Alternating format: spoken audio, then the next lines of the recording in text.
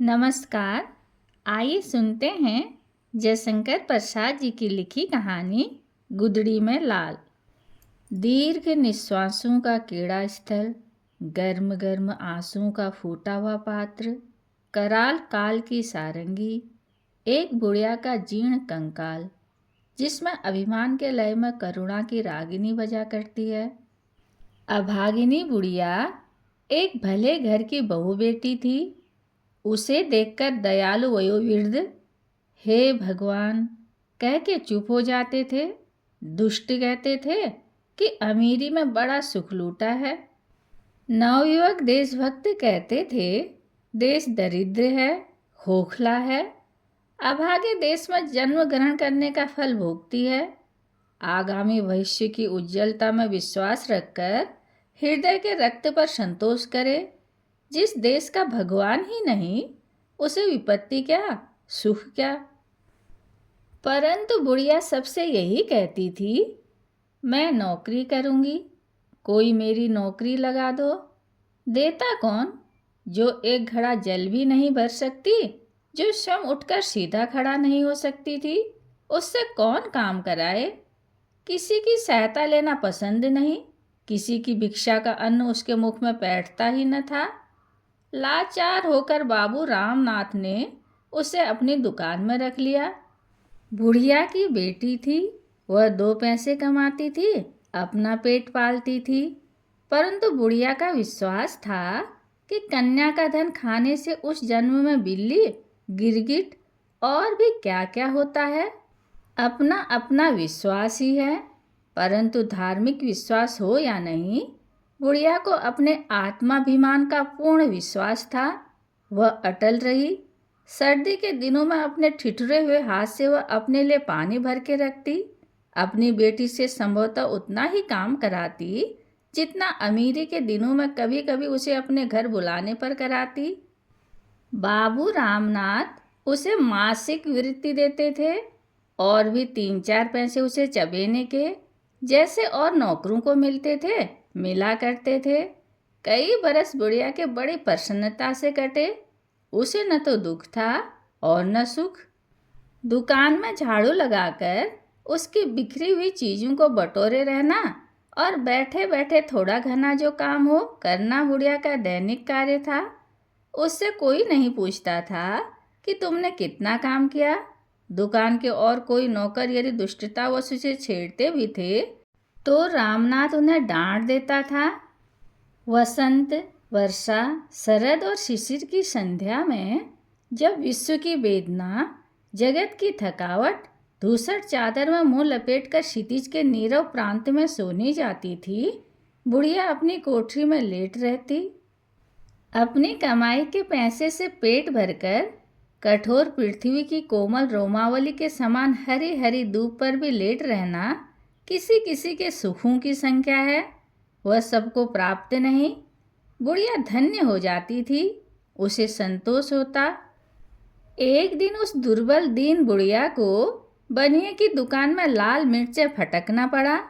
बुढ़िया ने किसी किसी कष्ट से उसे संवारा, परंतु उसकी तीव्रता वह सहन न कर सकी और मूर्छा आ गई।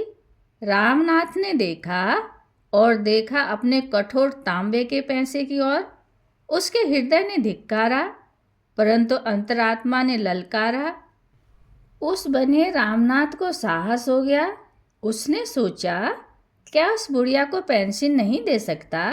क्या उसके पास इतना अभाव है? अवश्य दे सकता है। उसने मन में निश्चय किया। तुम बहुत थक गई हो, अब तुमसे काम नहीं हो सकता। बुढ़िया के देवता कूच कर गए। उसने कहा, नहीं नहीं, अभी तो मैं अच्छी तरह काम कर लेती हूँ। नहीं, अब तुम काम करना बंद कर दो, मैं तुमको घर बैठे दिया करूँगा। बुढ़िया बोली, नहीं बेटा, अभी तुम्हारा काम मैं अच्छा भला किया करूँगी। बुढ़िया के गले में कांटे पड़ गए थे। किसी सुख की इच्छा से नहीं, पेंशन के लोभ से भी नहीं। उसके मन में धक्का लगा। वह सोचने लगी, मैं बिना किसी काम के किए इसका पैसा कैसे लूँगी? क्या यह भीख नहीं? आत्माभिमान झंझना उठा, हृदय तंत्री के तार कड़े होकर चढ़ गए।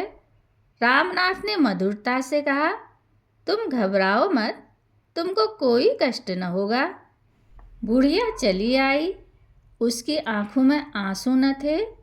आज वह सूखे काठ सी हो गई। घर जाकर बैठी, कोठरी में अपना सामान एक और सुधारने लगी। बेटी ने कहा, माँ, यह क्या करती हो? माँ ने कहा, चलने की तैयारी करो।